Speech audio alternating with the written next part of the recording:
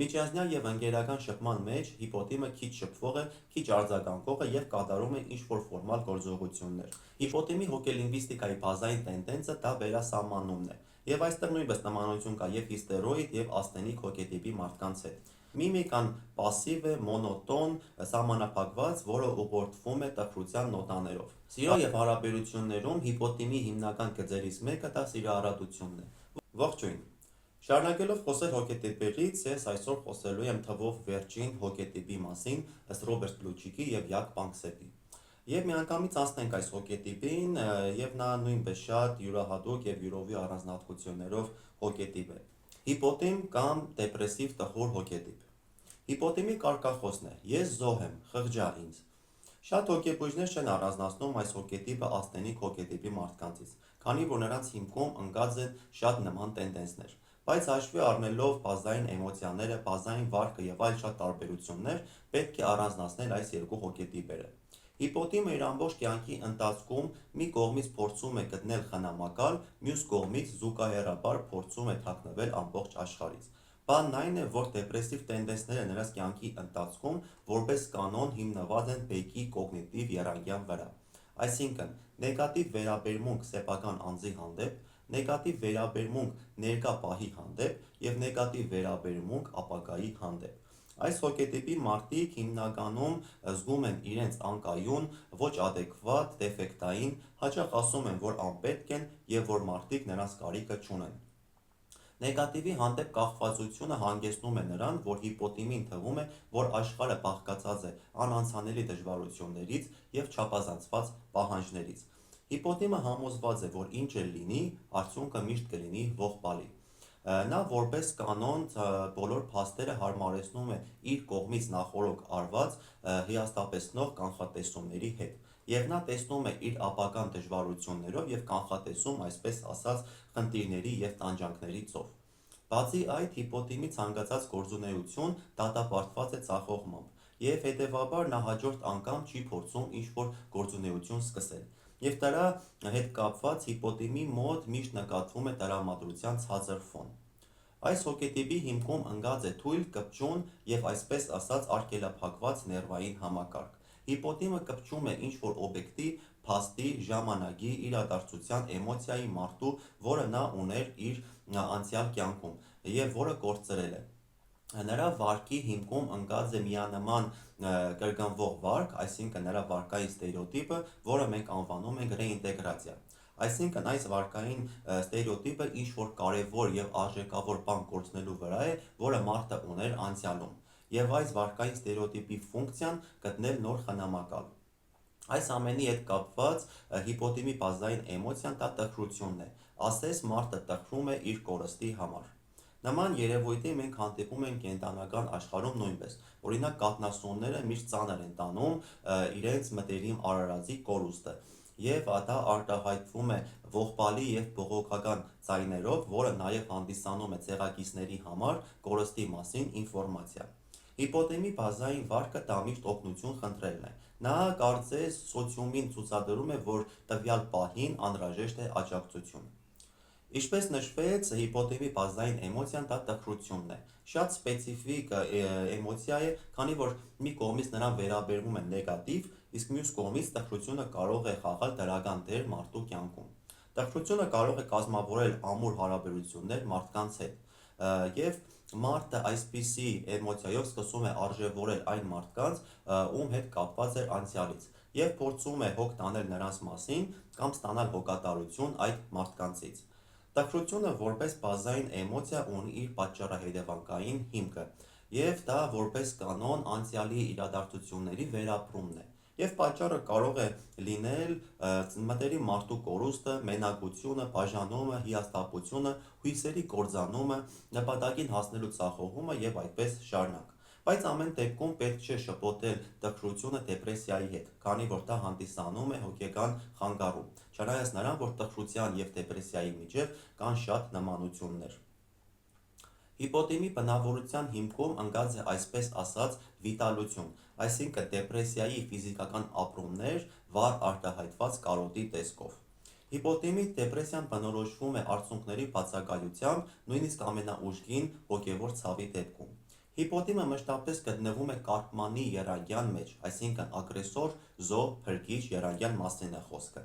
Բացի դա, հիպոթիմի մոտ առկա է իպոխոնդրիա, որը արտահայտվում է վատ տրամադրությամբ, ֆիզիկական և ինտելեկտուալ արգելքներով, ինչպես նաև բարձր մակարդակի ահազանգով, և այստեղ կա նմանություն աստենիկ հոգետիպի հետ։ Իսկ հիպոխոնդրիան դա մշտական հիվանդության զգացողությունն է, համոզմունք, որ կա ինչ-որ լուրջ հիվանդություն, չափազանց անհանգստություն առողջության հետ կապված, բայց առանց օբյեկտիվ պատճառների։ Տարբեր իրավիճակներում հիպոթիմը փորձում է կառավարել իրեն, ավելի ճիշտ կլինի ասել գերակառավարել։ Նա ճնշում է ցանկացած սպոնտան ինքնաներկայացում, քանի որ կախված է շրջակայի կարծիքներից։ Նա հիպերսոցիալական է և հիմնականում միշտ կենտրոնացած է հրահանգների ու կանոնների վրա։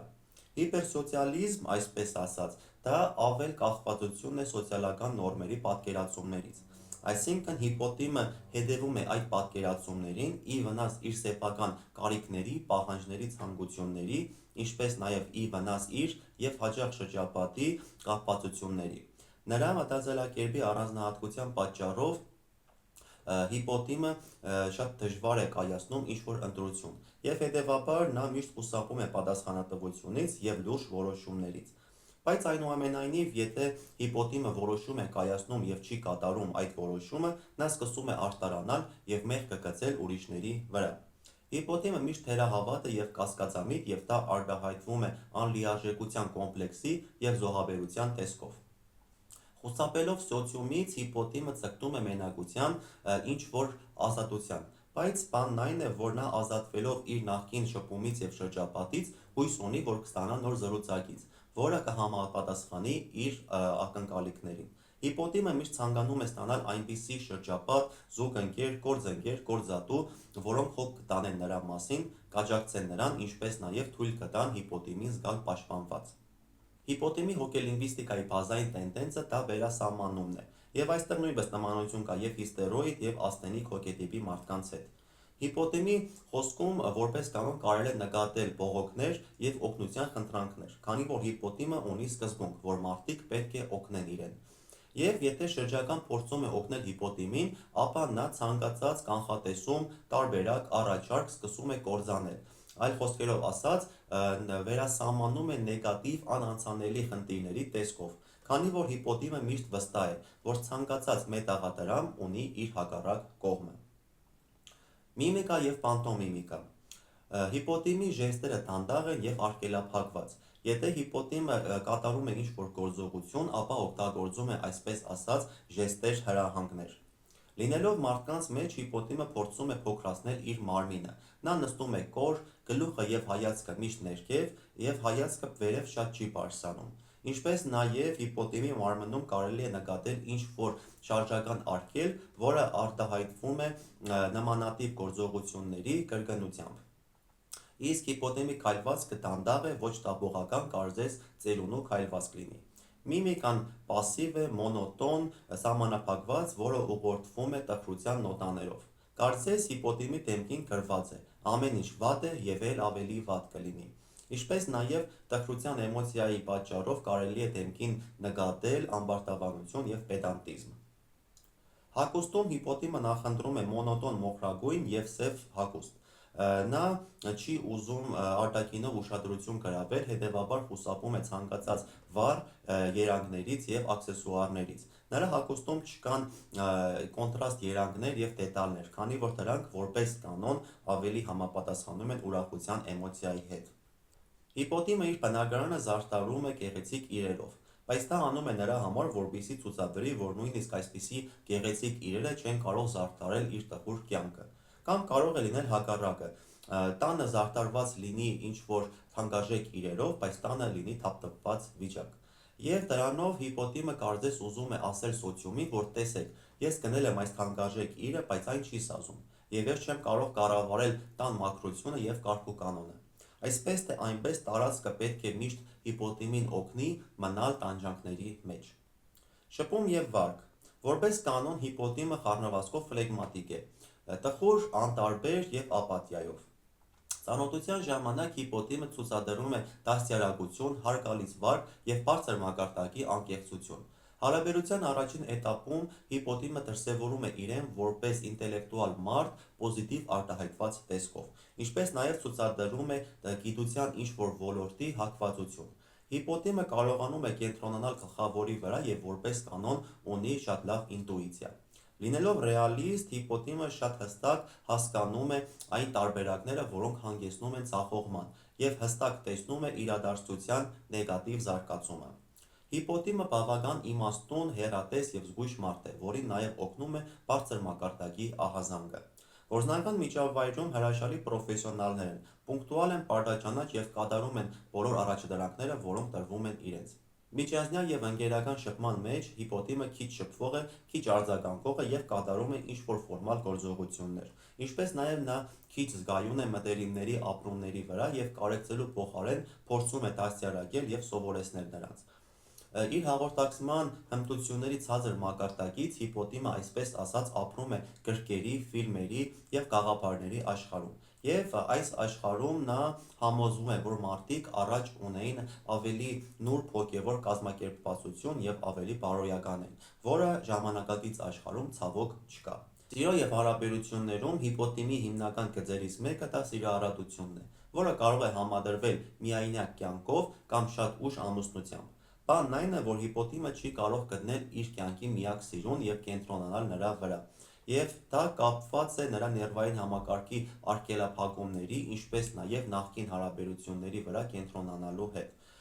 Հիպոթիմը չի կարող այսպես ասած նորմալ շփվել իր զուգընկերոջ հետ։ Նա փնթփնթում է, կասկածամիտ է, թերահավատ է, դժգոհում է և վատ տրամադրությամբ է, և նա ցանկացած իրավիճակ տեսնում է մռայլ երանգներով։ Ավելի արագ խառնվածքով զուգընկերը չի կարող երկար դիմանալ հիպոթիմի դժգոհություններին և փնթփնթոցին, և որպես կանոն նման հարաբերությունները դատապարտված են ձախողմամբ։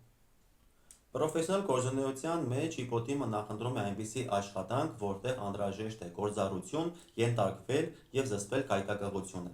Հիպոթիմը կարող է լինել ճշտապահ քարտուղար, բաժնի ղեկավար, կադրային զինվորական, ինչ-որ աղանդի ծառայող, ինչպես նաև հիպոթիմը հանդիսանում է բարոյականության քարոզող, և դրա հետևանքով կարելի է շատ հիպոթիմների տեսնել դպրոցներում, որտեղ ռիսկեր չկան, և հիպոթիմը կարող է քարոզել բարոյականություն։ Ինչպես նաև հիպոթիմը իրեն դրսևորում է փիլիսոփայության մեջ, որտեղ կարող է անվերջ խոսել բարձր արժեքներից։ Հիպոթիմները բավական լավ տնտեսագետներ են և մաթեմատիկոսներ են, իսկ որոշները նաև զբաղվում են գիտության ինչ-որ ոլորտով։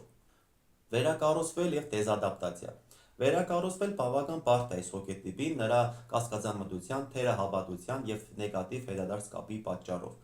Դեզադապտացնելու համար անհրաժեշտ է մի քանի պայման։ Եվ առաջին պայմանը, ինչքան էլ պարադոքսալ հնչի, դա հստակ նախագծով, պոզիտիվ արդյունքով նպատակն է։ Եթե մենք ծանրաբեռնենք հիպոթիմին այնպիսի աշխատանքով, որտեղ նա կարող է տեսնել դրական արդյունք և երջանկություն, հիպոթիմը կսկսի լարվել, քանի որ հոգու խորքում նրան անհրաժեշտ չէ լավ արդյունք, նրան պետք է տանջանքներ։